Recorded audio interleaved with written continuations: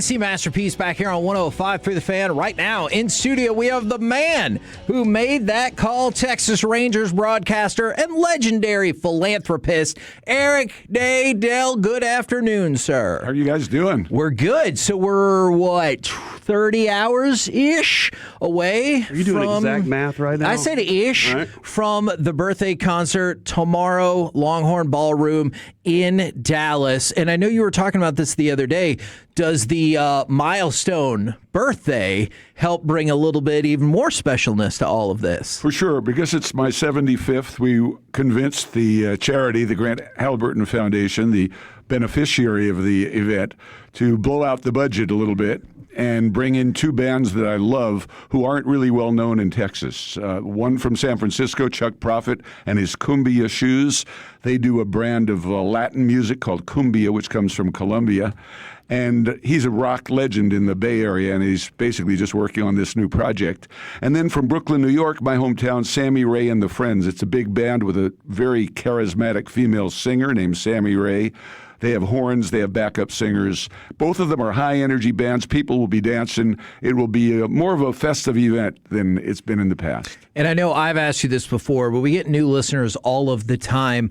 What was it that got you involved with Halliburton or mental health and just that entire scope of helping people? When I was a kid, my mom used to work for an organization in New York that helped kids. Back then, they referred to them as emotionally disturbed. But they were basically kids with various, mental health issues. So I was aware of the fact that, mental health can be a problem and something that should be dealt with, not something that should be hidden. And then within my family, there's a history of depression. And then when I started going through it in the early 2000s, I really decided that it was important to do what I could to erase the stigma around mental illness and support organizations that work in that direction. And the Grant Halliburton Foundation provides programs in schools that do suicide prevention programs and mental health education programs, both for parents and the students, and even the teachers. They have programs for the teachers, too. And this event raises a good chunk of money for them and allows them to be in more and more schools with their really valuable programs. I'm not going to ask you to unload the whole toolbox here, but one of the things we talk about a lot is when, we talk about mental health a lot on the show anyway. Both of us have our own experiences. They're uniquely different. We have, I was talking to my kids about this, having other strategies, having other ways to cope with things or battle back at something. What is the thing that you say, I'm going to go with this one first when it comes to something like that? Because always for me, it's go outside. Get outside, see if I can get some sun, and then we'll go to step number 2. I didn't know if you had a plan or a strategy like that you like to go to. Yeah, one of the things is try to do the things that bring you joy. And some of them can be even the simplest things. When I was going through what I called the black hole, a friend of mine who had been through it said, really enjoy the things that you take for granted, like a hot shower, where, a significant percentage of the world can't take a hot shower. Yeah. Enjoy that. Enjoy getting into clean sheets at night on a soft bed that a lot of people can't do. Appreciate those little things and feel the gratitude. And, that can help. Obviously, it's not going to help everybody. It's not going to solve all the problems. Talking about it is the big step, I think. You talk with your friends, first of all. You talk with your parents. You talk with your teachers. Talk to a mental health professional eventually, because talk therapy, for a lot of people, is all they really need to help come out of depression and deal with anxiety. In a lot of cases, it's not. It's worth trying medications, antidepressants, that sort of thing. Then there's breathing exercises, relaxation, meditation, all sorts of things. But until you talk about it with someone, you don't necessarily even know what all the options are. And Kevin, that's one of the reasons, like this morning when we kind of started the show, I was like, a lot of people not talking is because of fear. Yes. Of a variety of things, but because of multiple different types of fear that exist out there. And that's why I appreciate you talking and being open about it and us doing what we do, because it gives people I can do that too, hopefully. Like that's the hope with all that. I am kind of curious though, like you say the things that you love. music, where did music become a big part of your life? It was always on in the background in our house when I was a kid. My parents listened to show tunes. Back then it was South Pacific, Oklahoma, The King and I, Sound of Music. And they would listen a lot to Frank Sinatra and Nat King Cole, Tony Bennett, those sorts of performers. But my sister was 3 years older, and she was more interested in Elvis Presley and Chuck Berry. Okay. And so in the late 50s, when I was maybe 6 or 7 years old, she started bringing home those records, and that was a game changer for me. And we wore out those Elvis Presley records. We had a 78 RPM record. The thing was like a dinner plate, even in the thickness. And it had Hound Dog on one side and Don't Be Cruel on the other side. Yeah. We wore out the grooves on that. I remember her bringing home Love Me Tender, Heartbreak Hotel, Jailhouse Rock. Those were the songs that I remember we had on 78 records. And then Buddy Holly and the Crickets. That was the first album that we owned. I think it was called Meet the Crickets, or the Chirping Crickets. I think that's what it was called. And then eventually she started moving into the folk world, and she would bring home Bob Dylan records and Joan Baez, the people like that. And then the Beatles and the Rolling Stones came, the British invasion. Yeah. And we were really hooked at that point. Yeah. When those guys came and started doing what they do. That's the, when Adrian and I were running around Deep Ellum, it was always fun to, find bands that we liked. And when we go out of town, we get lucky to stumble into a bar and be like, this band is awesome. Yes. I imagine that's kind of, I know you got baseball games to do, but whenever you travel, do you get those opportunities to kind of swing through, and that's Absolutely. how you find those? Every chance I get. There's an app called Bands in Town that gives you a listing of just about everybody who's playing in a given city on a specific date. You can look at today's date, or you can look at any date in the future, and whatever shows have already been booked will pop up on there. And that's what I use to figure out what I'm going to do on an off night or after a 4 o'clock game in Seattle, or something like that. But I catch a lot of music on the road and make a lot of musical discoveries there by just going to venues that I like without even knowing who the bands are, knowing that whoever they book is going to be good. So, and it's a little bit your fault. I got distracted during one of your answers because I was looking at your silent auction page,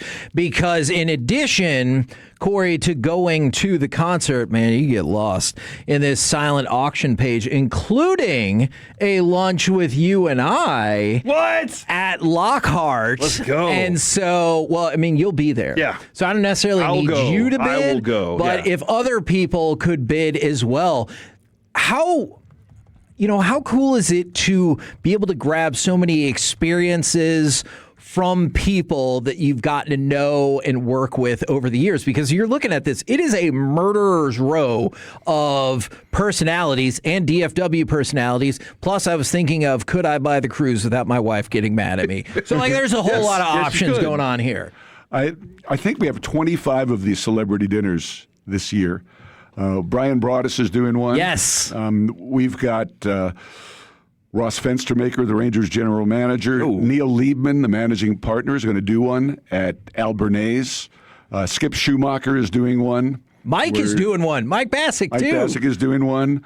Elvis Andrus and Jared are doing one at Choloso. And you can bid on these, and it's usually, most cases, it's lunch or dinner for 4. We have Mark Followell and Chuck Cooperstein doing them. We have Brent Severin and Brian Ray, the Stars pre- and post-game and intermission hosts. That's our buddy. Doing one. Yeah. Evan Grant is on there doing one. Norm. Norm and Mary at Bob's Steak and Chop House. I'm doing one at Neighborhood Services. You can do one at Hurtado with Matt and Jared and me. And Laura Stickles and I are doing one at Chamberlain's. Those are the big ones that we make most of the money off. But also, how about Dale Hansen? He is having 6 people to his house. And picking you up in a limo. And picking you up in a limo to take you to Waxahachie, where he lives. And then these experiences, I convinced the Rangers this year, it's the first time we've done it, to let me auction off the opportunity to be one of the dots in the dot race. Awesome. That is cool. That is cool. We've always talked about that. That's already up over $1,000, and the auction goes till 9:30 tomorrow night. You don't have to be present to win in the auction. And you can enter right now by texting ENBB, as in Eric Nadel birthday benefit, lowercase letters ENBB, and you text that to 44834. I remember it as 44 Hank Aaron, 8 Yogi Berra, 34 Nolan Ryan. That's the way Colby would do those as well. Text ENBB to 44834, and you can get it on the bidding now. And the cruise that you're talking about, I went on last year, and I will go on that cruise again next year. It's the David Foster Hitman Cruise. Michael McDonald. Yeah. He still has his fastball, man. It was outrageous. And on the cruise, there's a variety of fantastic female singers, including Morgan James, who's one of my favorite performers. She's singing as the backup singer to Michael McDonald on this cruise. And It was one of the most magical musical experiences that I've ever had. Do you think if we went on the cruise, we could get him to go, "It's the K&C Masterpiece"? Probably so. Yeah. Okay, that would be... while you're walking around on the cruise. Who needs him to do it? Yeah. Do it. Oh, that's a good point. So, We do have an idea, and maybe you can steal this or snag this or talk to the Rangers for us in the future on this one, of auctioning off the ability to be the person that opens the roof, either pushing the button or whatever the crank is. I don't know what it is. There's no way they just hand But it's very rare. The roof open. It's very rare, so I think this would go for a lot. Like, this is not going to get a lot out of those opportunities. You only have 3 or 4 opportunities a year, generally. I thought maybe you were referring to last night. The roof was slow last night. Yeah. Because the game had already was starting when it was still going, right? It was still moving. I don't know what's going on. I'll try and get some sort of report on that when I get there tonight. But it hadn't been used for over a month, but there are times it hadn't been used for months and months, and it runs just fine. Does that kind of bum you out at all? I realize the dew point and all of that, but I wish it was open more, but apparently it's a safety issue when there's condensation on the walkways. You don't want anybody getting hurt. You don't want people slipping on the concourse, and it's too bad because there have been nights where it's been in the upper 70s. And they haven't been able to open the roof because it's too humid and there's condensation on the concourse. My suggestion is get the leaf blower guy from Arizona from Surprise just come out there and blow everything dry. It'll be all right. Our idea was like a giveaway, and all these people have little backpacks with little leaf blowers on them. So we worked on that. Now, I know obviously we're raising money for charity, and that is the most important part. For a personal aspect, you talk about bands you like. How much fun is this night for you? It's the best. I look forward to it all year. I'm actually already working on next year's. Wow. We've got offers out to a couple of artists for next year's show, and I just love it. Think about it. Have 2 bands that you just love playing for you on your birthday with as many of your closest friends as you can round up, and people who are fans of the bands or fans of the Rangers, fans of the radio broadcast, wanting to come out and just be a part of it. Yeah. And, we'll have 500, somewhere between 500 and 700 people there at the Longhorn Ballroom tomorrow night. Well, we could still do better, though. GrantHalliburton.org/Eric Nadel. We could get more people there. We can, and you can walk up and buy tickets. And this is not like some benefit gala where the tickets are hundreds of dollars. They start at $25. Awesome. So you can get in. The tickets run $25 to $70, I think. And you can walk up tomorrow night and buy a ticket if you'd like. The first band, Chuck Prophet, will go on at 7:30. And the second band will go on at 9:30, Sammy Ray and the Friends. In between, we have our live auction. And in the live auction, we are auctioning off a dinner with Chris Young at Nick and Sam's. Ooh. Wow. A home plate suite, the suite behind the home plate where the owners sit, where, you can have people watch you eat popcorn all game. You're sitting in the suite. We have a weekend in Houston to see the Rangers and have a VIP treatment and visit to the booth and dinner with the broadcasters. We have Chad Hauser of Cafe Momentum, the award-winning chef, will come to your house and prepare dinner for 10. Wow. And then we have a weekend in Napa with a variety of wine tastings. Those are our live auction items, and you have to be present to bid on those. But all of the online auctions, all the celebrity meals we were talking about and the experiences, you do not have to be there tomorrow. You just have to text ENBB to 44834. Kevin, how much would you pay to beat Chris Young down with trade opportunities? Man. And also get to eat an amazing dinner? See, and also I could be like, hey, this was for Eric's charity. You have to be nice to me. All right. But yeah, I was already thinking, I was like, maybe the cruise, my wife would be like, well, that's nice for us both. Mm-hmm. And so I would have to figure out some ways to slide a little money to the side. That is incredible. Anything else you want us to know or we need to know about the event? I mean, obviously, it already sounds amazing. People have been asking what the dress code is. There's no dress code. Yeah. As in most things I'm involved with. Wear whatever you want. You want to wear a T-shirt and shorts, that's fine. You want to wear a three-piece suit, that's fine too. Most people will be comfortable because there will be some dancing. These are bands that'll have you up out of your seat. Are you a dancer? I'm a bouncer. Mm-hmm. I kind of stand around and bounce up and down. I know no dance steps. Okay. I remember having to supposedly having to learn how to dance for dancing the first dance at your wedding, and all I can do is try and bluff my way through. Yeah. I have no idea how to dance. But I bounce up and down. I like to stand and bounce up and down and move around. I don't usually stay in one place at concerts.